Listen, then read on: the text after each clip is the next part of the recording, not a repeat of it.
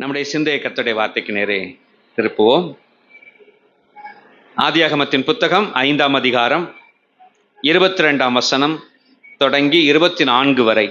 ஆதியாகமம் 5ஆம் அதிகாரம் 22 முதல் 24 வரை. Praise the Lord. ஹல்லேலூயா. ஏனோக்கு மெத்துசாலாவை பெற்ற பின் 300 வருஷம் தேவனோடே சஞ்சரித்து கொண்டிருந்து குமாரரையும் குமாரத்திகளையும் பெற்றான்.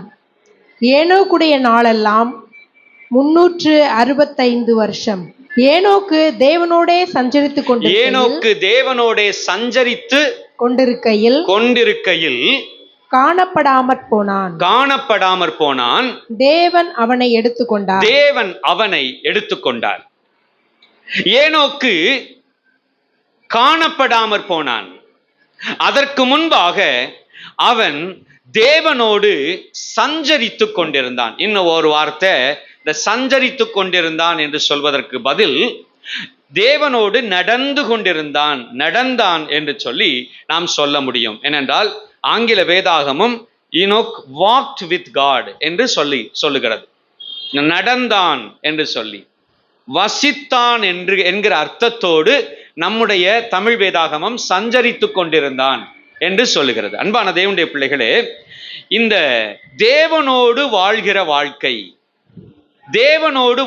வாழ்க்கை எவ்வளவு ஆசீர்வாதமானது என்பதுக்கு இந்த ஏனோக்கு ஒரு நல்ல உதாரணம். ஒரு நாள் நான் இப்படி தியானித்துக் கொண்டிருந்தேன். எனக்கு அந்த தியானம் மிக ஆச்சரியமா இருந்தது. அதுக்கப்புறம் தான் நான் தேடி பார்த்தேன். அது இன்னும் நம்முடைய தியானத்திற்கு இன்னும் சப்போர்ட் பண்றதா இருந்துச்சு. என்னன்னா, ஏனோக்கு தேவனோடு சஞ்சரித்து கொண்டிருந்தான் அல்லது நடந்து கொண்டிருந்தான். அப்போ ஏனோக்கு தேவனோடு நடந்தார் என்று சொன்னால், ஆதாம் எதை இழந்தாரோ அதை ஏனோக்கு பெற்றிருக்கிறார். இந்த தியானம் அப்படி போச்சு. இப்ப எனக்கு டக்குன்னு ஒரு எண்ணம் வந்தது. ஆதாம் இழந்தார், ஏனோக்கு பிடித்து கொண்டார். ஆதாமுக்கும் ஏனோக்குக்கும் என்ன தொடர்பு இருக்கிறது, கொஞ்சம் பார்த்தா நல்லா இருக்குமே அப்படின்னு சொல்லி இந்த டைம் லைன் இருக்கு பார்த்தீங்களா, வாழ்க்கை அந்த வழி இதுக்குள்ளத அதை ஒவ்வொருத்தரும் எவ்வளவு காலம் வாழ்ந்தாங்க என்னன்னு சொல்லி போட்டிருக்கு பாருங்க. அந்த விதமா போட்டிருக்கிற அந்த இதுல ஒரு இதை தேடி பார்த்தேன். உதாரணத்துக்கு என்னுடைய இதுல செல்ல வச்சிருக்கேன் பாருங்க. இந்த சார்ட் ஒன்று இருக்கு. இது மாதிரி நிறைய இதுல இதே உறுதிப்படுத்தப்பட்ட ஒன்று. ஆதாம் 930 வருஷம் உயிரோடு இருக்கிறார். ஆதாம் 930 வருஷம் உயிரோடு இருக்கிறார். இப்படியே 2, 3, 4, 5, 6, 7வது ஆளா யூதா நிருபக்காரன் எழுதுகிறான். 7ஆம் தலைமுறை ஆதாமுக்கு, 7ஆம் தலைமுறை ஏனோக்கு என்று எழுதுகிறார். 7வது ஆளா ஏனோக்கு வருகிறது. அந்த காலம், இவர் பிறந்த காலம் 622 என்று சொல்லி இருக்குது. இவர் எடுத்துக்கொள்ளப்பட்ட அந்த காலம் 987. ஆதாம் 930 வருஷம் உயிரோடு இருந்திருக்கிறார். இப்ப இந்த லைஃப் ஸ்பேனை பாருங்களேன். இவர் எவ்வளவு காலம் ஆதாமும் ஏனோக்கும் உயிரோடு இருந்திருக்கிறார்கள். அந்த ஆச்சரியமா இருந்துச்சு எனக்கு. 2 பேருமே இருக்கிறாங்க. நாம உடனே முதல் பேஜ் அப்படி மாத்திட்டோம்னா அந்த பேஜ் அவங்க இறந்துட்டாங்க, முடிஞ்சிச்சு நம்ம நினைச்சுக்கிட்டு இருப்போம். ஆனா இங்க என்ன ரகசியம் அப்படின்னு சொன்னா, 65 வயதான போது ஏனோக்கு மெத்துசலாவை பெற்றான். சரிதானா? மெத்துசலாவை பெற்றான். அதுக்கப்புறம் அவ மெத்துசலாவை பெற்ற பின்பு குமாரரையும் குமாரத்திகளையும் பெற்றுக்கொண்டு என்ன செய்யறார்? 300 வருஷம் தேவனோட சஞ்சரித்துக் கொண்டிருக்கிறார். அப்ப தேவனோடு சஞ்சரிக்க துவங்கின காலம் எவ்வளவு காலத்துக்கு முன்னால போயிருச்சு? 300 வருஷத்துக்கு முன்னாலே போயிருச்சு. அப்போ ஆல்மோஸ்ட் என்னுடைய கணக்குப்படி 687 தேவனோடு சஞ்சரிக்க தொடங்கினார் ஏனோக்கு. கிட்டத்தட்ட கிட்டத்தட்ட 300 வருஷம் ஆதாமும் இருக்கிறார், உயிரோட தான், உலகத்தில் எங்கோ ஒரு மூலையில. நல்லா புரிஞ்சுக்கோங்க, உலகத்தின் ஒரு மூலையில ஆதாமும் உயிரோடு இருக்கிறார்.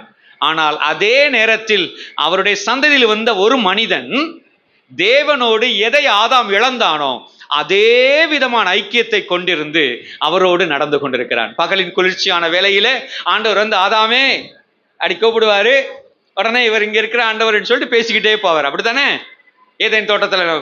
இப்போ அதே போல ஒரு மனிதன் நம்மை போலவே, எப்படி ஏதேன் தோட்டத்தில் ஆண்டவரோடு இருந்தோமோ நம்மை போலவே நம்முடைய சந்ததியில் வருகிற ஒரு மனுஷன் ஆண்டவரோடு க்ளோஸ் கனெக்ஷன், ஐக்கியத்தை வச்சு அவரோடு நடந்து கொண்டிருக்கிறான்.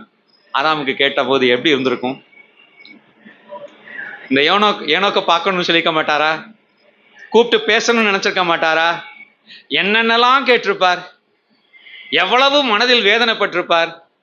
தனக்கு கொடுக்கப்பட்டிருந்த ஸ்லாக்கியத்தையும் தான் இழந்து போன அந்த காரியங்களையும் எவ்வளவாய் நினைத்து மனம் வருந்தி இருப்பார். எவ்வளவு தேவ சமூகத்தில் அறிக்கை செய்து தன்னை சரிபடுத்திக் கொள்ள முயற்சித்திருப்பார். எவ்வளவு தாக்கத்தை உண்டாக்கி இருக்கும்.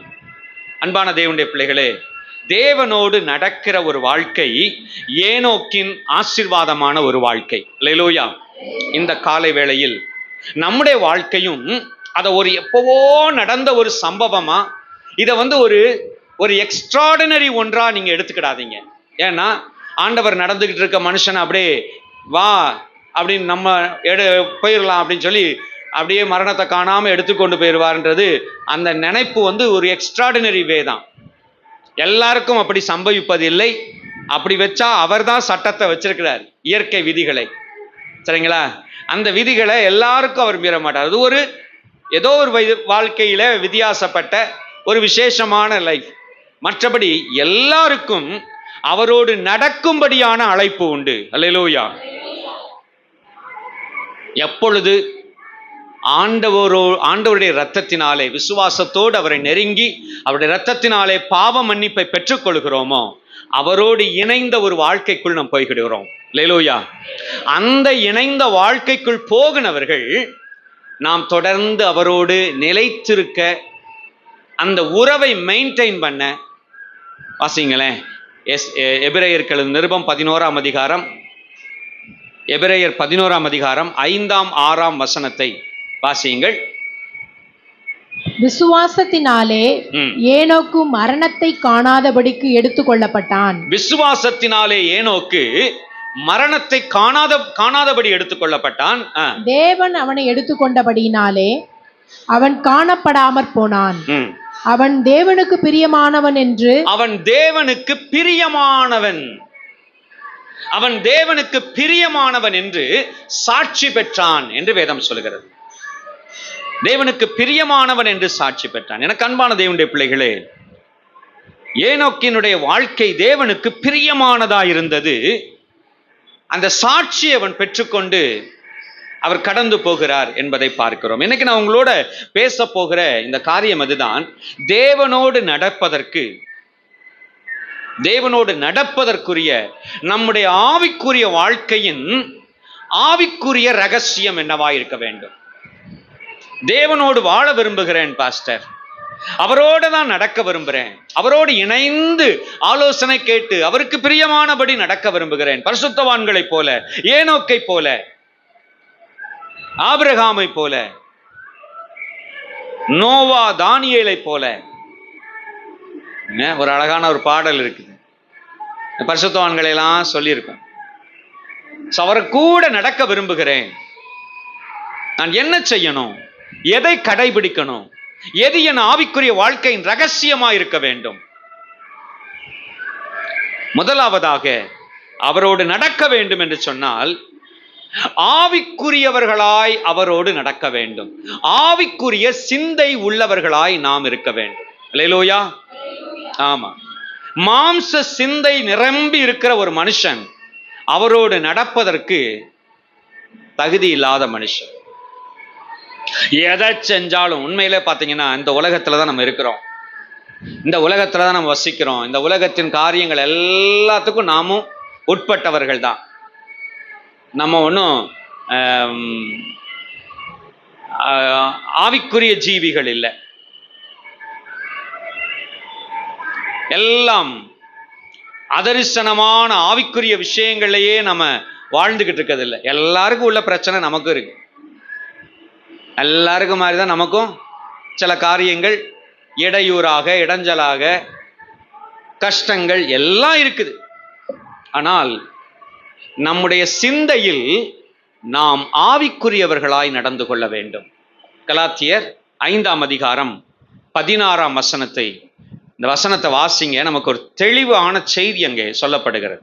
கலாத்தியர் 5ஆம் அதிகாரம் 16ஆம் வசனம்.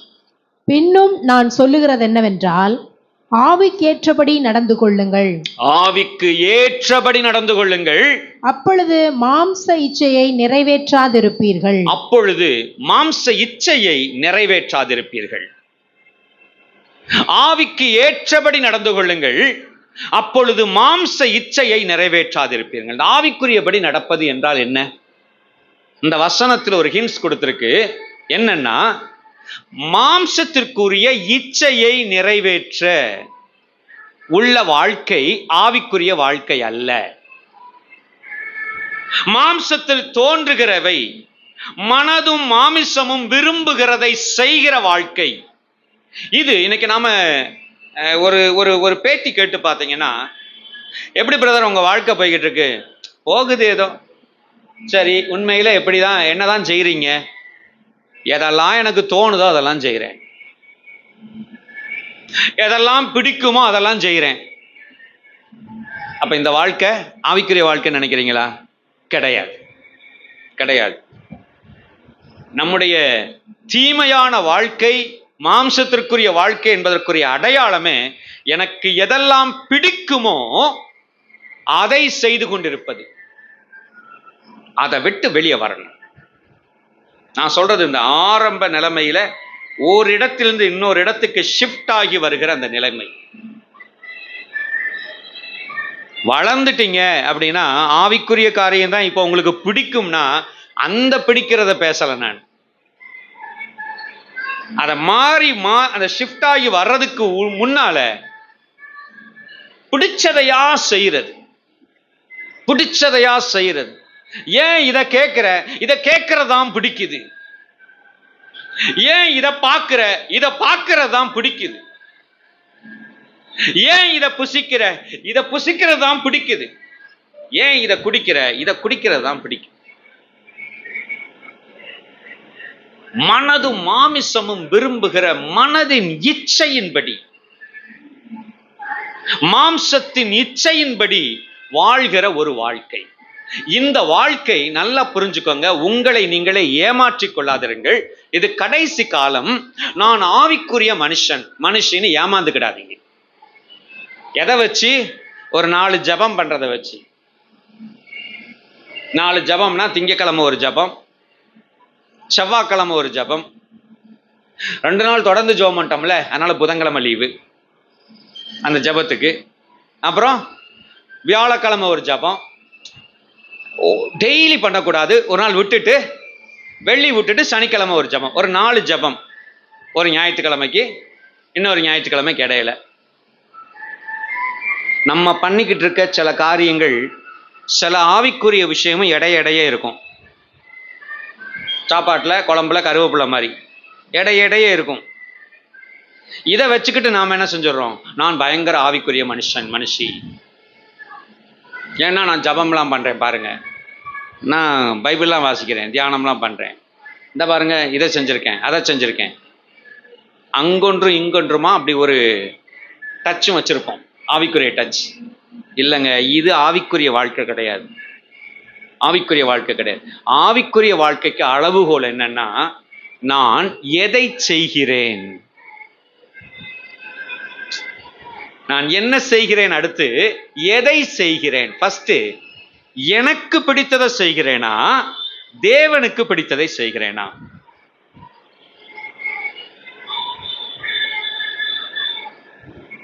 தேவனுக்கு பிடித்ததை செய்கிறேனா? ரொம்ப முக்கியம். எபிரேயர்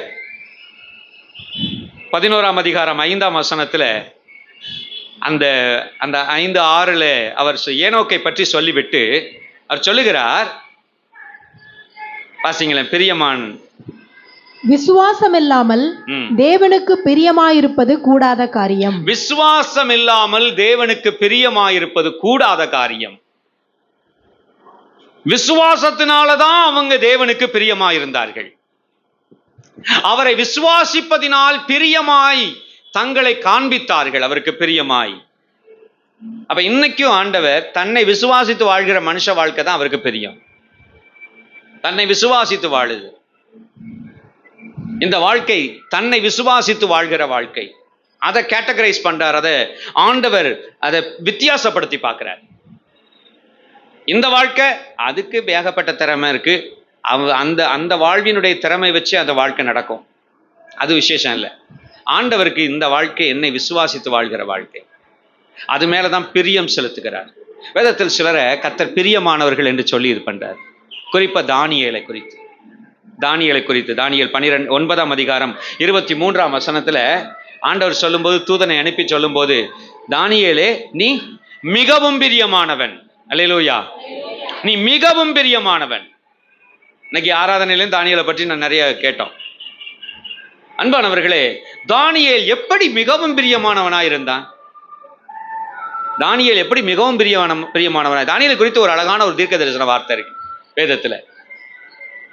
ஏசாயா தீர்க்க தரிசன புஸ்தகம் 48ஆம் அதிகாரத்தில் 14ஆம் வசனத்தில், கர்த்தருக்கு பிரியமானவன் அவருக்கு சித்தமானதை பாபிலோனில் செய்வான். அல்லேலூயா.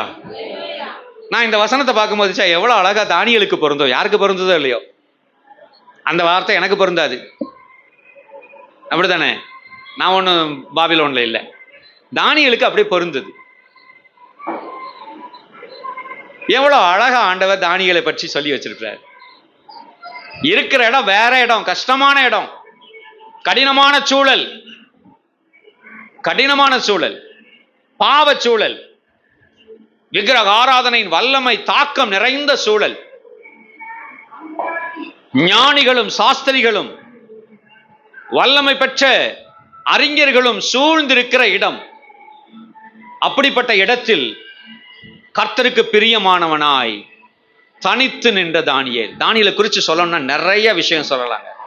அவருடைய சிறப்பே இது ஒண்ணுதான், அவர் பெரும்பான்மையை பார்க்கவில்லை, அவர் ஒரு கூட்டத்தை எதிர்பார்க்கவில்லை. ஒருவேளை நமக்கு இப்படி சொல்லலாம், தானியேல் தன்னுடைய நண்பர்கள் சாத்ராக் மேஷாக் ஆபேத்நேகோ என்று சொல்லுகிற நண்பர்களை தானியேல் பெற்றிருந்தார், அவங்களோட ஐக்கியமாயிருந்தார் என்று சொல்லலாம். ஆனால் அந்த நண்பர்கள் எண்ணிக்கை என்பது மிக சாதாரணம். தானியேலை சுற்றி இருந்த லட்சக்கணக்கான மனிதர்களுக்கு மத்தியிலே, லட்சக்கணக்கான மனிதர்கள் விக்கிரக ஆராதனையில், லட்சக்கணக்கான மனிதர்கள் அந்நிய பழக்க வழக்கங்களில், அசுத்த காரியங்களில், அவற்றுக்கு நடுவே தனி ஒருவனாய் அல்லது சின்ன ஒரு கூட்டமாய் தானியேல் தன்னுடைய மேன்மையை விட்டுவிடவே இல்லை. கர்த்தருக்கு பிரியமானவன் என்றால் அப்படித்தான் இருப்பான். உங்களுக்கு முன்பாக வைக்கப்படுகிற கேள்வி, நீங்கள் தேவனுக்கு பிரியமானவர்களாய் இருந்தால் எவ்வளவு வைராக்கியமாய் கர்த்தருக்கு நிற்கிறீர்கள்? இல்ல பாஸ்டர், நாங்க மட்டும்தான் இருக்கோம், எங்க உறவினர்கள்லாம் பெரிய இது, அதனால நாங்க இப்படி செய்ய வேண்டியிருக்குது. இல்லை பாஸ்டர், எங்கள் கம்பெனியில் நான் ஒருத்தன் தான் இருக்கேன், எங்கள் கடையில் நாங்கள் ஒருத்தன் தான் இருக்கேன். நீங்கள் ஒருத்தர் தான், எப்படி கர்த்தருக்கு பிரியமாக இருக்கிறீங்க? அதான் கேள்வி. அங்கே அப்படி தனியாக இருந்தவங்க, தானியேல் பத்திரத்துக்கு கையெழுத்து போடப்பட்டது என்பது அறிந்தும் தான் முன்னே செய்து கொண்டிருந்தபடி என்ன செய்தானா? தானியேலுக்கு தெரியுமா தெரியாதா? சட்டம் இம்ப்ளிமெண்ட் ஆகியிருக்கு, அதோடைய அது வேலையை காட்டுச்சுன்னா எவ்வளோ பவராக இருக்கும் தெரியுமா தெரியாதா? எல்லாம் தெரியும். ஆனால் தானியேலால் என்ன செய்ய முடியாது? தேவனை பிரியப்படுத்தி பழகின மனுஷன் தேவனை பிரியப்படுத்தாம இருக்க முடியாது. அல்லேலூயா. ஆமா, விஷயம் இதுதான். நீங்க if you want to please the Lord, கர்த்தரை பிரியப்படுத்த விரும்பினால் அதுதான் ஃபோக்கஸா இருப்பீங்க. ஏனோக்கு தேவனை பிரியப்படுத்துகிற வாழ்க்கையில் திரும்பி பார்க்கல. எவ்வளவு பேர் நம்மளை பின்பற்றிக்கிட்டு இருக்காங்க, எவ்வளவு கூட்டம் நம்மளை தொடர்ந்துகிட்டு இருக்கு.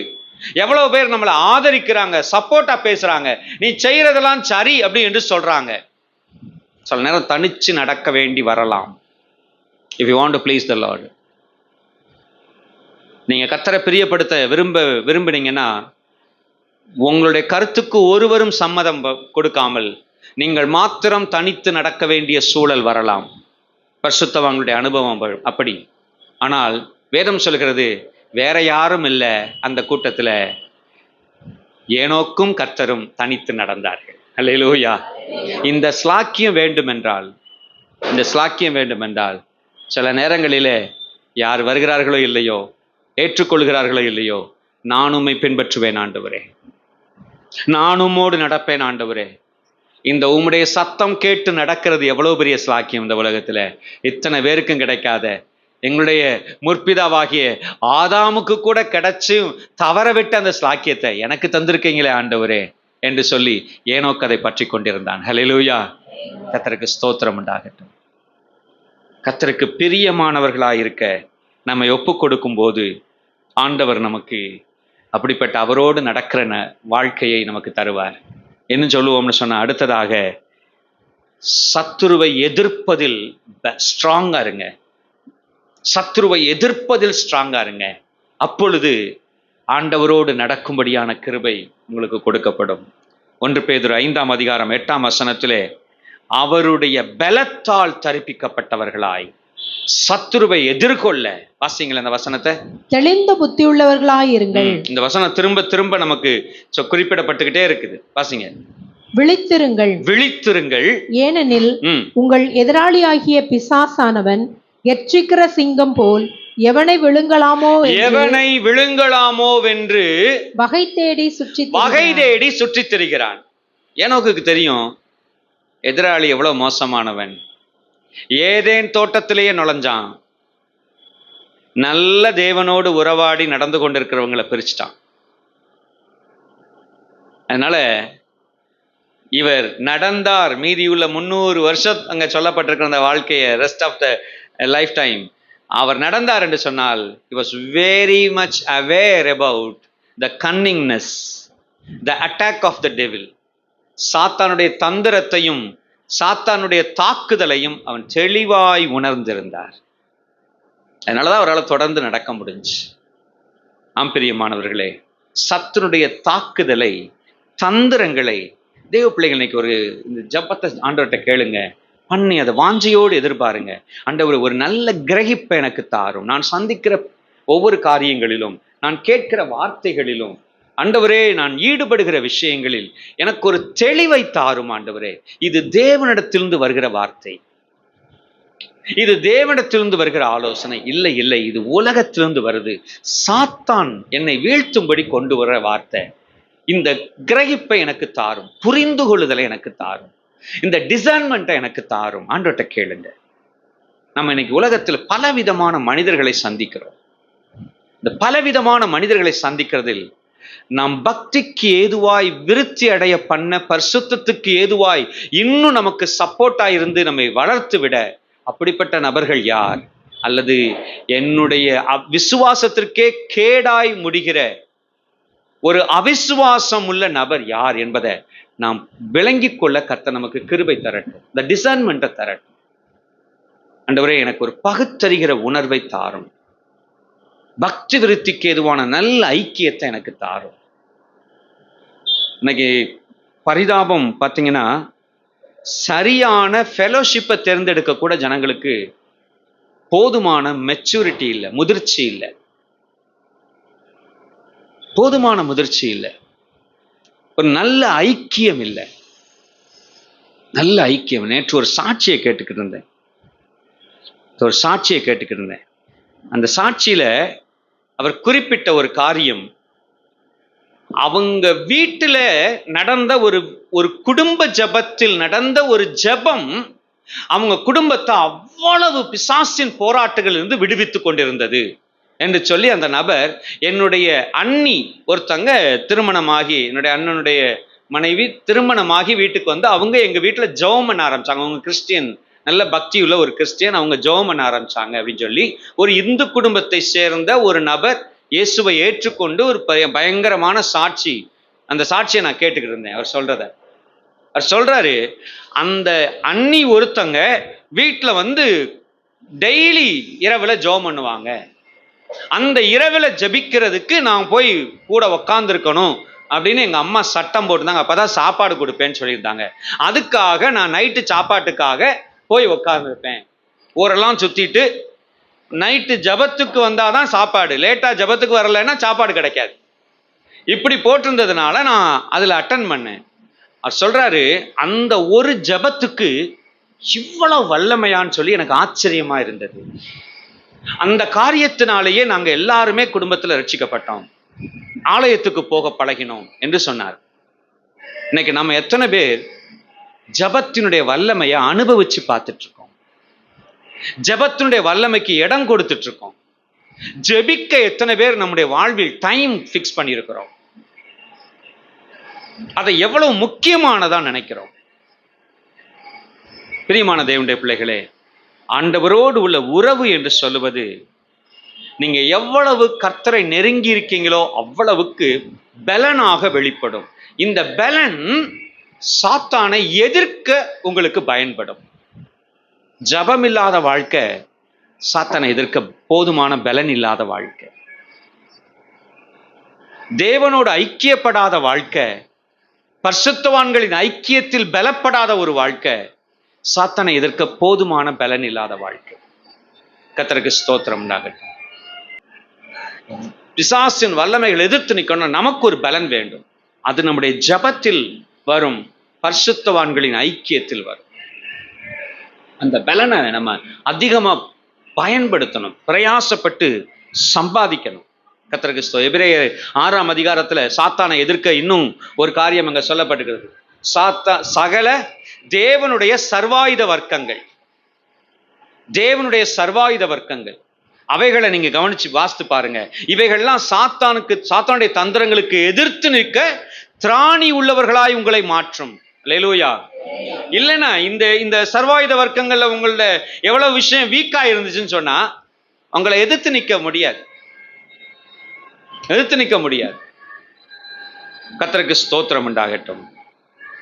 வசன பழக்கத்தில், அடுத்ததாக வசன பழக்கத்தில் நீங்கள் எவ்வளவு வல்லமையா இருக்கிறீங்களோ அவ்வளவுக்கு உங்களுக்கு வெறும் ஆலோசனையும் வேத அறிவும் மாத்திரம் கொடுக்கப்படுகிறது இல்லை, உங்களுக்கு ஆவியின் பட்டயமாகிய வசனம் என்று சொல்லப்பட்டிருக்கிறதுனால ஒரு அஃபென்சிவ் வெப்பனும் உங்களுக்கு கிடைக்கும். அல்லேலூயா. ஆமா, அந்த சர்வாயுத வர்க்கத்துல மற்றது எல்லாமே பாதுகாப்பு, தற்காயுத ஆயுதம் தான். சாத்தானை அட்டாக் பண்ணணும்னா உங்கள்கிட்ட வசனம் தான். அப்படி உருவி வீசி பயன்படுத்தினீங்கன்னா சாத்தானுக்கு ஒரு வெட்டு விழும். அல்லேலூயா.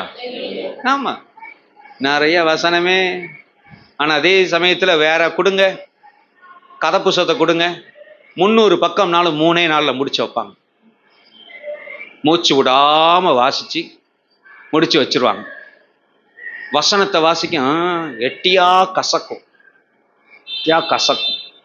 இதே செல்லுல மணிக்கணக்கா இருப்பாங்க. ஆனா அந்த இதுல ஒரு ஆப் இருக்கு, பைபிள் ஆப்னு சொல்லி, அதுலயாவது கொஞ்சம் இடைய வாசிச்சு இது பண்ணாலும் அது கண்ணெல்லாம் வலிக்குது. எப்படி? அதே செல்லு தான், இது மட்டும் என்ன செஞ்சிருது, கண்ணெல்லாம் வலிக்குது, தண்ணியா வருது, எல்லாம் செய்யும். இப்படி மாத்திட்டோம்னு வச்சுக்கோங்க, அது இன்பமா இருக்கும். நேரம் போனதே தெரியாது. கர்த்தருடைய வார்த்தையோடு எவ்வளவு நெருக்கமாய். நான் கொஞ்சம் யோசித்துக்கிட்டு இருக்கேன், அடுத்த வருஷத்துல இருந்து கேலண்டர் போடலாமா வேண்டாமான்னு. ஏன்னா இது இந்த ஒத்த வசனம் இருக்கு பாத்தீங்களா, இது நமக்கு கொஞ்சம் நேரம் செலவழிச்சு நல்லா கவனிங்க. இந்த பைபிள் ஸ்டடி ஒன்றில் கடவுளுடைய வார்த்தையை தியானிப்பதை குறித்து பார்த்தோம். அதுல முக்கியமா பார்த்தீங்கன்னா வசனத்துக்கு பின்னே இருக்கிற தேவனை காணும் தன்மை. வசனத்தை அதுக்கு பின்னே இருக்கிற தேவன், அவர்தான் அந்த வார்த்தையை சொல்றாரு. அந்த தேவனை பின்னிருந்து சொல்லுகிற தேவனை பார்க்க வேண்டும். அதான் தியானத்தின் சிறப்பான பகுதி. சிறப்பான பகுதி. You have to see the Lord who is behind that verse. அந்த வசனத்துக்கு பின்னால் இருக்கிற தேவனை காணும் தன்மை, தேவனை காணும் தன்மை. வெறும் கடகடன்னு 4 பேஜை வாசித்துட்டு போறதில்ல, இந்த வசனத்துக்கு பின்னால் இருந்து பேசுகிற தேவனை உணர்வது அவ்வளவு பலனை தரும். எதிர்த்து நிற்க பலனுள்ளவர்களாய் நம்மை மாற்றும். கர்த்தருக்கு ஸ்தோத்திரம் உண்டாகட்டும். இன்னும் கூட நீங்க தேவனோடு நடக்கிறீங்கன்னு சொன்னா உங்களுடைய ஆவிக்குரிய வாழ்க்கை வளர்ச்சியா இருக்குது அப்படின்னு சொன்னா ஒரு டெஸ்ட் நீங்க வச்சுக்கலாம்.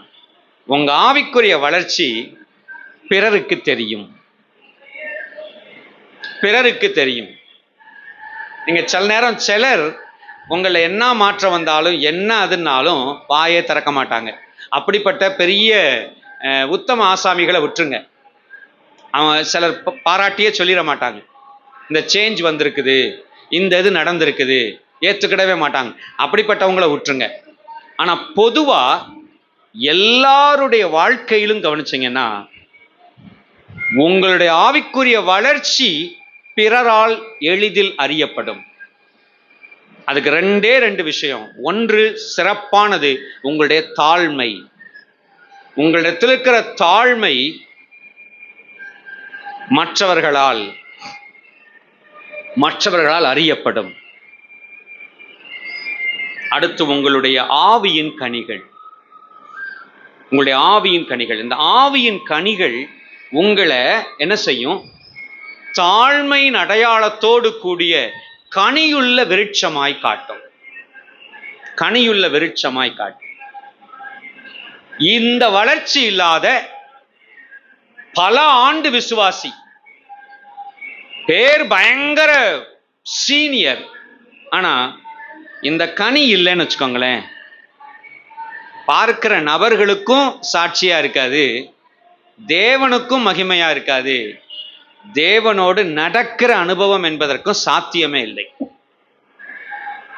ஆமா, கனி இல்லாத வாழ்க்கை தேவனோடு நடக்கிற வாழ்க்கை என்பதற்கு சாத்தியமே கிடையாது. சிலர் சிஸ்டமேட்டிக்கா இருப்பாங்க. தங்கள் மட்டுக்கு தாங்கள் சரி, எனக்கு எவரை பற்றியும் கவலை இல்லை, நான் எது சரின்னு நினைக்கிறேனோ அதை செய்வேன். இவங்க கிட்ட ஆண்டவரே தயங்கி தயங்கி தான் நிற்பார். ஐயா, நீ இதை சொல்றேன், இதை சரின்னு நினைப்பையா, இல்ல மற்றவங்க சொல்றதெல்லாம் தள்ளி விட்டுறியா, அதே மாதிரி நீ இதையும் தள்ளி விட்டுருவியா, நீ செய்ய ட்ரை பண்ணி பார்க்கறியா? ஆண்டவரே இந்த ரேஞ்சில் இருக்கிற மாதிரி. எந்த விதத்திலும் ஸ்டபனாலாம் அப்படி இருக்காதீங்க, அப்படி இருந்துடாதீங்க. இந்த வாழ்க்கை தாழ்மையும் ஆவியின் கனிகளும் நிரம்பின வாழ்க்கை. இந்த வாழ்க்கை பிறர் நெருங்க விடாத வாழ்க்கை இல்லை, தலகுனியாத வாழ்க்கை அல்ல, நிமிர்ந்த வாழ்க்கை இல்லை. சில நேரங்கள்ல ஒரு விதமான ஆவிக்குரிய பெருமையும் இருமாப்பும் நம்மை பற்றிவிட்டதோ என்று தோணத்தக்கதான அளவுக்கு நம்முடைய ஆவிக்குரிய கனிகளுக்கு எதிரான ஒரு போக்கு நம்மிடத்துல காணப்படுகிறது. இது தேவனோடு நடப்பதற்கு உங்களை உதவி செய்து நடத்தாது. நான் மறுபடியும் சொல்றேன், ஆவியின் கனிகள், தாழ்மை, இதுதான் உங்களுடைய ஆவிக்குரிய வளர்ச்சிக்கு அடையாளம். இது தேவனோடு நடப்பதற்கு உதவி செய்யும். சரி, உதவி செய்யறதெல்லாம் நம்ம பார்த்துட்டோம். கர்த்தரோடு நடப்பதற்கு இன்னும் ஷார்ட்டா எதெல்லாம் இடைஞ்சல் பண்ணும் தேவனோடு நடப்பதை, எதெல்லாம் இடையூறு பண்ணும்? முதலாவதாக சங்கீதங்களின் புத்தகம் 66ஆம் சங்கீதம் 18ஆம் வசனம். 66ஆம் சங்கீதம் 18ஆம் வசனம். என் இருதயத்தில் அக்கிரம சிந்தை கொண்டிருந்தேனானால் ஆண்டவர் எனக்கு செவிகொடார். என் இருதயத்தில் அக்கிரம சிந்தை கொண்டிருந்தேனானால். அக்கிரம சிந்தை, இன்னும் சொல்லுவோம்னா நம்முடைய பாவங்கள், இந்த பாவங்களில் குறிப்பாக அறிக்கை செய்யப்படாத, எல்லாருமே அக்கிரமம் இருக்கும், பாவம் இருக்கும், பிரச்சனை இருக்கும். ஆனா நாம் எல்லாருமே அந்த அக்கிரமத்தை அறிக்கை செய்த தப்பிச்சு வந்த பாவிகள். அல்லேலூயா. ஆமா. இங்க ஒருத்தருமே ஒரு பாவமே செய்யாத, நான் ஒரு பாவமே செய்யாத ஆள் அப்படி யாரா இருக்கீங்களான்னு கேள்வியே கேட்க முடியாது. ஆனா பாவத்தை அறிக்கை செஞ்சீங்களான்னு கேட்கலாம். அறிக்கை செஞ்சிட்டீங்களா? விட்டு விட்டீங்களா? மன்னிப்பு பெற்றீங்களா? ஆனா சில நேரங்கள்ல அறிக்கை செய்யப்படாத பாவம் அக்கிரமமாய் இருந்து கொண்டே இருக்கும். உள்ளத்தில் அக்கிரமம் தங்காதபடிக்கு கர்த்தர் நமக்கு உதவி செய்வாராக. என்ன வழி? அறிக்கை செய்து வெளியேற்றுவது. அல்லேலூயா. ஆமா, அறிக்கை செய்து. ரொம்ப எக்ஸ்ட்ரீமாலாம் நிறைய போவாங்க. யாருக்கு விரோதமா செஞ்சீங்களோ அவங்கள்ட்ட போய் அறிக்கை செய்யுங்க. கூட்டமா இருக்கும்போது செஞ்சிருந்தீங்கன்னா அதை கூட்டத்தில் அறிக்கை பண்ணுங்க. எப்படி என்னென்னத்தையோ எக்ஸ்ட்ரீமா பேசிட்டு இருக்காங்க. நான் சொல்றேன், முதல்ல தேவனுக்கு எந்த பாவம் ஆனாலும் தேவனுக்கு முன்பாக பாவம், அவருக்கு விரோதமாய் செய்த பாவம், அவர்கிட்ட அறிக்கை பண்ணுங்க. அவர்கிட்ட அறிக்கை பண்ணுங்க. ஆண்டவர் அங்க பச்சைபாலை போய் பச்சைபால்கிட்ட பாவத்துல ஆண்டவர் என்கிட்டயும் அறிக்கை செய்யற, பச்சைபால்கிட்ட போய் அறிக்கை பண்ணு. அவன் ஹஸ்பண்டுக்கு அந்த உரியாட்ட போய் அறிக்கை செய்ய. இப்படி ஒவ்வொருத்தரையா மாத்தி விட்டாரா ஆண்டவர்? அறிக்கை செய்ய கதறாரு. ஆண்டவர் மன்னிச்சு, அவர் அன்னைக்குள்ள என்ன காரியமோ, இது மாம்சத்திற்குரிய விஷயமான ஒரு பாவம், ஒருவனை மரண தண்டனைக்கு ஏதுவானது, அதனால இதுக்குரிய சில மன்னிக்கிறேன், ஆனா இதுக்குரிய தண்டனைன்னு ஒண்ணு இருக்கு, அதை சரீரத்தில் சுமந்துதான் தீரணும் என்று சொல்லி அங்கே ஆண்டவர் பண்றார். அப்படிதான் வழி நடத்துறாரு, அவனை செட்டில் பண்றாரு. அந்த பாவத்தை அறிக்கை செய்தல் ரொம்ப முக்கியம். இந்த அன்செட்டில்டு சின், அன்கன்ஃபஸ்ட், அதை குறிச்சு ரொம்ப கவனமா இருக்கணும். நான் பெரிய பரிசுத்தவான், ஆனால் இன்னும் எனக்கு செட்டில் ஆகாத நிறைய பாவத்தை வச்சுக்கிட்டு இருக்கேன். இல்லை, அது தடையா இருக்கும். கர்த்தரோடு உறவாட தடையா இருக்கும். கர்த்தரோட உறவாட தடையா இருக்கும். இன்னும் சொல்ல போனா வாசிங்களேன், யாக்கோபின் நிருபம் 1ஆம் அதிகாரம் 6-7 வசனங்கள். யாக்கோபு 1ஆம் அதிகாரம் 6-7 வசனங்கள். ஆனாலும் அவன் எவ்வளவாகிலும் சந்தேகப்படாமல் விசுவாசத்தோட கேட்க கடவன். சந்தேகப்படுகிறவன் காற்றினால் அடிபட்டு அலைகிற கடலின் அலைக்கு ஒப்பாயிருக்கிறான். அவிசுவாசம், சந்தேகம். அவிசுவாசம், சந்தேகம். இது தேவனிடத்திலிருந்து எதையுமே பெற்றுக்கொள்ள விடாத ஒரு வியாதி. எதையுமே பெற்றுக்கொள்ள முடியாதபடி தடை செய்கிற ஒரு தடை. அவிசுவாசம், அடுத்து சந்தேகம். யாக்கோபு நிருபக்காரன் அதை குறிச்சு ரொம்ப தெளிவா அந்த வசனத்தின் இன்னொரு மீதி பகுதி, அப்படிப்பட்ட மனுஷன் தான் கர்த்தரிடத்தில் எதையாகிலும் பெறலாம் என்று நினையாதிருப்பான். அவர் ரொம்ப அழகா அந்த அட்வைஸ கொடுக்கிறாரு. இப்படி இருக்கும்னா நீ ட்ரையே பண்ணாதன்ற, கர்த்தர்கிட்ட கேட்கலாம் அப்படின்னு ஒரு ட்ரையே பண்ணாத, நீ வாட்டுக்கு உற்று ஒதுங்கிரு. எவ்வளவு தெளிவா சொல்றாரு பாருங்க. அவிசுவாசம் இருக்கு, சந்தேகம் இருக்கு அப்படின்னு சொன்னா நீ கர்த்தர்கிட்டே ட்ரை பண்ணாத. சந்தேகத்தை தீரு, விசுவாசத்தை வளர்த்துக்கொள். விசுவாசத்தை வளர்த்துக்கொள். விசுவாசம் வளர்க்கப்பட்ட நிலைமையில் அவரை நோக்கி போவோம். ஆண்டவரே, உம்மை விசுவாசிக்கிற விசுவாசத்தில் வந்திருக்கிறேன் ஆண்டவரே. நல்லதான் சொல்றாரு, விசுவாசம் இல்லாமல் தேவனுக்கு பிரியமாயிருப்பது கூடாத காரியம். கூடாத காரியம். விசுவாசத்தை வளர்த்துக்கிட ஆண்டவர் நமக்கு உதவி செய்யட்டும். மத்தேயு சுவிசேஷம் 6ஆம் அதிகாரம் 14-15 வசனம். 6ஆம் அதிகாரம் 14-15 வசனங்கள். மனுஷருடைய தப்பிதங்களை நீங்கள் அவர்களுக்கு மன்னித்தால். மனுஷருடைய தப்பிதங்கள். இந்த மனுஷருடைய தப்பிதங்களை நம்ம 2 விதத்துல டீல் பண்ணலாம். ஒன்று, தப்புக்கு மறுபடி தப்பு செய்யலாம். இன்னொன்று, தப்பிதங்களை மன்னித்து சரி போட்டோம், தெரியாம செஞ்சிட்டார். நல்லா புரிஞ்சுக்கோங்க, அவங்க ஒன்றும் தெரியாம செஞ்சுட்டேன்னு மன்னிப்பு கேட்கல. நல்லா புரிஞ்சுக்கோங்க, அவங்க தப்பு செஞ்சுட்டேன், நான் ஐம் சாரி அப்படி கேட்கல. நாமளே ஒரு விஷயத்தை, நமக்கு விரோதமா செய்யற தப்ப 2 விதமா எடுத்துக்கலாம். 2 விதமா எடுத்துக்கலாம். ஒன்று, பாத்தியா எவ்வளவு இடும்பு அப்படி சொல்றது. இன்னொன்னு, தெரியாம செய்யறார். தெரியாம செய்யுது. அப்போ நீங்க முதல்ல நீங்க மன்னிச்சிட்டீங்கன்னு அர்த்தம். தப்பிதங்களை மன்னித்தால் வாசிங்க, உங்கள் பரமபிதா உங்களுக்கும் மன்னிப்பார். உங்களுக்கும் மன்னிப்பார். உங்களுக்கும் அப்படியே மன்னித்து மன்னித்து அப்படியே அந்த தேவனோடு உள்ள உறவில் கடந்து போவது மிக எளிதாயிருக்கும். மிக எளிதாயிருக்கும். மன்னித்தால் மன்னிக்கப்படுவீர்கள். மன்னிக்கவில்லை என்றால்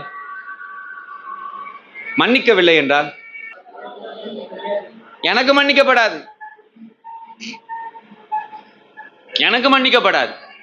நம்ம நினைச்சுக்கிட்டு இருக்கோம், ஆண்டவர் எல்லாத்தையும் நான் சொல்லிட்டேன்ல, மன்னிச்சிட்டாருன்னு. அவர் நீ மன்னிச்சியான்னு பார்ப்பார். அவர் ஒரு நாள் கேட்பார், ஏன் ஆண்டவரை எனக்கு மன்னிக்கல, நீ மன்னிக்கல அப்படி சொல்லுவார். எவ்வளவு வருஷத்துக்கு முன்னாடி உள்ளதை அழகா ஞாபகத்துல வச்சு இன்னும் மன்னிக்காம வச்சுட்டு இருக்கோம். கிளீனா அவர் வச்சிருப்பார். மன்னிக்கலான்னு தான் இருந்தேம்மா, ஆனா நீ எத்தனை வருஷத்தை தான் மன்னிக்காம வச்சிருந்த, நீ ஏன் இப்படி இருக்கும்போது உன் தகப்பன் நான் மன்னிச்சா நல்லா இருக்காது, அப்படியே வச்சிருக்கேன், மன்னிக்காமலே இருக்குது. ஆனா நீ நிறைய தடவை மன்னி ஆண்டவரேன்னு கேட்டிருக்க, ஆனா நீ கேட்டதுனால மன்னிக்க மாட்டேன், நீ மன்னிச்சேன்னா மன்னிப்பேன். எவ்வளவு அதுல கர்த்தர் வச்சிருக்காரு பாருங்க. ஒருவருக்கொருவர் என்பதுல எவ்வளவு அந்த பிணைப்பு இருக்கு பாருங்க. மன்னித்தால் மன்னிப்பேன். இந்த பிட்டர்னஸ் பயங்கரமான எதிராளிங்க. இந்த பிட்டர்னஸ் பயங்கரமான எதிராளி. நம்முடைய இதுல எவ்வளவு நம்ம சவதரித்து வைத்திருக்கிற ஆவிக்குரிய மேன்மையெல்லாம் அப்படி பயன்படுத்த முடியாதபடி ஸ்டக் பண்ணி வச்சிரும். இந்த பிட்டர்னஸ், இந்த கசப்பு. அதே போல மன்னியாத தன்மை.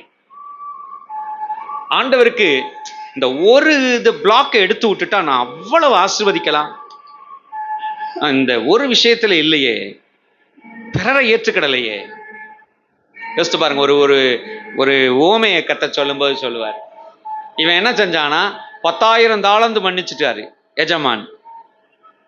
இவன் என்ன செய்தானா, வழியில வர 100 தாளந்து கழுத்தை பிடிச்சி 100 வெள்ளிக்காசு கொடுக்க வேண்டியவன் கழுத்தை பிடிச்சி என்ன செய்யறாரு, பிடிச்சி மிதிச்சு என்ன ஜெயில வேற போட சொல்லி. நிறைய நேரம் நம்ம இதை மாதிரி தான் பண்ணிக்கிட்டு இருக்கோம். அவர்கிட்ட கெஞ்சு கூத்தாடி, நீ ஆண்டவரே, பெரிய பெரிய தப்ப சும்மா சாதாரண ஒத்த வரியில சொல்லுவாங்க. ஒத்த வரியில அப்படி பண்ணிட்டேன் ஆண்டவரே, மன்னிச்சுக்காங்க ஆண்டவரே, இது பண்ணிடுங்க ஆண்டவரே. அதை விட கம்பேர் பண்ண எவ்வளவோ சாதாரண விஷயம் மற்றவங்க செஞ்ச செயலை நம்ம என்ன செய்யறது இல்லை. சரி, நம்ம மன்னிச்சிருவோம். இன்னைக்கு மனிதர்களுடைய நிலைமையை பாருங்களேன். சில நேரங்களில் இப்படிதான் இருக்கு. பெரிய நன்மைகளை கர்த்தர் செய்திருப்பார், ஒரு சின்ன நன்மையை நம்ம பிறருக்கு செய்ய மாட்டோம். அதுல கணக்கு பார்த்து இப்படி பிளான் பண்ணிக்கிட்டு இருப்போம். இதே ஆட்டிடியூட தான் நம்ம இந்த ஆவிக்குரிய விஷயத்திலையும் பண்றோம். எதிர்பாராத விதமா இவ்வளவு பெரிய நன்மை வந்துச்சு. பொதுவா இந்த பைபிள் காலேஜில் படிக்கும்போது, இந்த ஹாஸ்டல்ல இருக்கும்போது, இந்த இதுகளெல்லாம் அந்த காலத்துல மணி ஆர்டர் வரும். ஒருத்தனுக்கு மணி ஆர்டர் வந்துருச்சுன்னா, மணி ஆர்டர் வாங்குறவனே எல்லாருக்கும் சொல்லிடுவான். அங்க வாசல்ல அந்த டியூட்டியில இருக்கிறவங்க இன்னாருக்கும் மணி ஆர்டர் வந்திருக்குன்னு சொல்றவங்க எல்லாருக்கும் சொல்லுவாங்க. அந்த மணி ஆர்டர் காசு காலியாகிற வரைக்கும் அவர் பேர் தான் எல்லாரும் சொல்லிக்கிட்டு இருப்பாங்க. சில நேரங்கள்ல பாத்தீங்கன்னா நமக்கு எவ்வளவு கொடுக்கப்படுது அதெல்லாம் இனிக்கும், ரொம்ப சந்தோஷம். ஆனா நம்ம ஒண்ணு கொடுக்கணும்னா சடப்பா இருக்கு, கஷ்டமா இருக்கு. அன்பான தேவனுடைய பிள்ளைகளே, இந்த மன்னியாத தன்மை அங்கதான் பழகுற. என்ன மன்னிக்க கேட்கிறேனே, நான் மன்னிக்க வேண்டும். நீங்க இதை செஞ்சு பாருங்க. உங்க வாழ்க்கையில ஒரு புதிய வசந்த காலம் துவங்கின மாதிரி இருக்கும். இவ்வளவு காலம் அப்படியே அனலா இருந்த ஒரு வாழ்க்கை குளிரா மாறின மாதிரி இருக்கும். ஒரு தீர்மானம் மட்டும் செய்யும். ஆண்டவரே, இப்ப ஆவியானவர் உணர்த்துற எல்லாரையும், எல்லா வார்த்தைகளையும், எல்லா நிலைமையையும், எல்லா இருதயத்தையும் நான் மன்னிக்கிறேன் ஆண்டவரே. ஒரு ஜெபம் பண்ணி தீர்மானம் பண்ணிட்டு போங்க. இன்னைக்கு ஒரு மறக்க முடியாத நாளா இருக்கும். அவ்வளவு விஷயம் நமக்கு இந்த மன்னிப்புல இருக்கு. இதை பிறரை மன்னிக்காததுனால நமக்கு பெண்டிங்ல இருக்கு நிறைய மன்னிப்பு, நிறைய ஆசீர்வாதங்கள் பெண்டிங்ல இருக்கு. கர்த்தர் நமக்கு உதவி செய்யட்டும். கடைசியா எபிரேயர் 11ஆம் அதிகாரம் 25ஆம் வசனம் வாசிங்க. அநித்தியமான பாவ சந்தோஷங்களை அனுபவிப்பதை பார்க்கிலும் தேவனுடைய ஜனங்களோடே துன்பத்தை அனுபவிப்பதே தேவனுடைய ஜனங்களோடே. மோசே தேவ ஜனங்களோட கூடி இருப்பதையே தெரிந்து கொண்டான். அவங்க கூட இருந்தா துன்பம், அவங்க கூட இருந்தா பிரச்சனை. மோசையுடைய கேஸ் வித்தியாசம். மோசே அரண்மனையில் இருக்கிற ஆள், அரண்மனையின் ஒரு நபர் அங்கு அறியப்படுகிறவர், ராஜ குடும்பத்தில். ஆனா அவர் தெரிந்தெடுக்கிறது எது? தேவ ஜனத்தோட. ஏன் தேவ ஜனத்தோட தெரிந்தெடுத்தார்? இந்த தேவ ஜனத்தோட இருப்பதுதான் நமக்கு ஆசீர்வாதம். தேவனுடைய ஆசீர்வாதங்களையும் பாதுகாப்பையும் நம்ம பெற பண்ணும். இந்த ஆவிக்குரிய ஃபெலோஷிப்ல இருக்கிற இந்த மேன்மை நிறைய பேருக்கு புரிய மாட்டேங்குது. எவ்வளவு சொன்னாலும் புரிய மாட்டேங்குது. இந்த ஃபெலோஷிப் என்பது உங்க மனது சார்ந்த விஷயம், நம்மளுடைய பிரசன்ஸ் சார்ந்த விஷயம் இல்லை. நம்ம வருவோம் போவோம், ஆனா உண்மையிலே அந்த ஐக்கியமா இருக்கிற மனது தான் காரணம். அந்த மனதளவில் நம்ம ஐக்கியமா இருக்கோமா இல்லையான்றது அது நம்மளை பொறுத்து தான், நமக்கு தான் தெரியும். அது இந்த ஆவிக்குரிய ஐக்கியத்தை மேன்மையா எண்ணி கர்த்தர் கொடுத்த இந்த பரிசுத்தவான்களின் ஐக்கியத்தில் இணைப்பா இருக்கும் போது நாம் நிச்சயமாகவே பலன் பெற்றவர்களா இருப்போம். அது ஒரு நெட்வொர்க் பார்த்துக்கங்க. அந்த நெட்வொர்க்ல நீங்க கை கோர்த்து இருக்கும்போது, நான் ஒரு தண்ணீர்ல விழுந்துட்ட நாயை காப்பாத்துறதுக்காக ஒரு 5-6 பேர் செயின் கையிலே செயின் போட்டு அப்படி அதை இது பண்ண ஒரு வீடியோவை பார்த்தேன். சில நேரம் ஐக்கியமா இருப்பதினால் எந்த எக்ஸ்டாண்டுக்கும் போக முடியும். ஐக்கியமாய் ஒன்றுபட்டு நின்றால் எந்த பெரிய காரியத்தையும் செய்ய முடியும் என்பதற்கு இந்த ஸ்பிரிச்சுவல் அந்த அந்த அந்த ஃபெலோஷிப் இருக்கு பார்த்தீங்களா, அது ஒரு பெரிய விஷயம். ஏன் அப்படி சொன்னா, நீங்க முழு மனதோட அந்த ஐக்கியத்துக்குள்ள வந்தீங்கன்னா உங்களுக்கு இந்த ஐக்கியத்துக்குள்ள இருக்கிற ஜபமாகிய பாதுகாப்பு உங்களுக்கு கிடைக்கும். நீங்க மனதளவுல ஏற்றுக்கிடல, வேண்டா வெறுப்போட, ஐயோ போகலைன்னா கேட்பார், 2 வாரம் ஆச்சு, அடுத்து போனை போட்டுருவாங்க, யாராவது இப்ப கேட்டா பதில் சொல்லணும், நீங்க வேற ஏதோ ஒரு மனதில் அப்படி எண்ணத்தோட நீங்க வர்றதுக்கும் இல்ல, அது எனக்குள்ள ஆவிக்குரிய ஐக்கியம். அந்த ஐக்கியத்தில் நான் என்னுடைய நன்மையை சுதந்திரிக்கணும், சவதரிக்கணும், எனக்குரிய பங்கை நான் நிறைவேற்ற வேண்டும். அந்த வெளிப்பாட்டோடு நம்ம அங்க பலன் பெறுவோம், அதுல கலந்துக்கிடுவோம்னா அதனுடைய பலனை பெறுவோம். எனக்கு என்ன எவ்வளவு பெரிய ஆசீர்வாதம் இதுல கிடைக்குது தெரியுமா? இத்தனை பேருடைய ஜபம் எனக்கு பலனா இருக்கிறது. ஒருவேளை என்ன பேரை சொல்லி ஜெபம் பண்றீங்களோ இல்லையோ, என்ன குறிப்பிட்டு ஜெபம் பண்றீங்களோ இல்லையோ, உங்கள் அனைவருடைய ஜபம் எனக்கு பலனாய் அதான் அந்த நெட்வொர்க். நான் நல் மனதோடு ஐக்கியப்படுகிறேன்னா, நீங்க நல் மனதோடு இந்த ஐக்கியத்தில் இருப்பீங்கன்னா, உங்களுக்கு இந்த ஐக்கியத்தில் ஜெபிக்கிறவர்களுடைய எல்லாருடைய ஜபம், அவங்களுடைய வேண்டுதல், விண்ணப்பம், பரிந்து பேசுதல் உங்களுக்கு பலனாய் கிடைக்கும். இந்த ஆவிக்குரிய விஷயம் இதை விளங்கிக்கிடாத உலக மனுஷரை போல, ஏதோ நான் போகணுன்னா போவேன், போகலைன்னா போகலை, நான் போனேன்னா என் சேர்ல ஒரு ஆள் இருந்த மாதிரி இருக்கும், நான் போனேன்னா என் நோட்டில் கொஞ்சம் நோட்ஸ் எடுப்பேன், நான் போனேன்னா காணிக்க போடுவேன், நான் போகலைன்னா இது எதுவுமே நடக்காது. இவ்வளவுதான். இல்லை, அதோட முடிகிற விஷயம் இல்லைங்க. இது அறியாத ஒரு ஆவிக்குரிய இணைப்புக்குள் நாம் வருகிறோம், ஒரு வலைக்குள் வருகிறோம். அது நம்மை ஆவிக்குரிய ரீதியாய் இணைப்போடு பாதுகாத்து வைக்கக்கூடியது. இந்த ஆவிக்குரிய ஐக்கியம் இல்லாத வாழ்க்கை தேவனோடு இணைந்து நடக்க உதவி செய்யாத வாழ்க்கை. கண்களை மூடுவோம். கர்த்தருக்கு ஸ்தோத்திரம். ஏனோக்கு தேவனோடு நடந்தார். ஏனோக்கு தேவனோடு நடந்தார். கர்த்தருக்கு ஸ்தோத்திரம் உண்டாகட்டும். ஆண்டவருடைய கிருபை, ஆண்டவருடைய இரக்கம், ஆண்டவருடைய தயவு அதிகமாய் நம்மேல் விளங்கும்படியாய் நம்மை தேவ சமூகத்தில் ஒப்பு கொடுப்போம். ஆண்டவருடைய ஒத்தாசை நம்மேல் விளங்கும்படியாய் நம்மை தேவ கரத்தில் அர்ப்பணிப்போம். ஜீசஸ், ஹல்லேலூயா, ஹல்லேலூயா.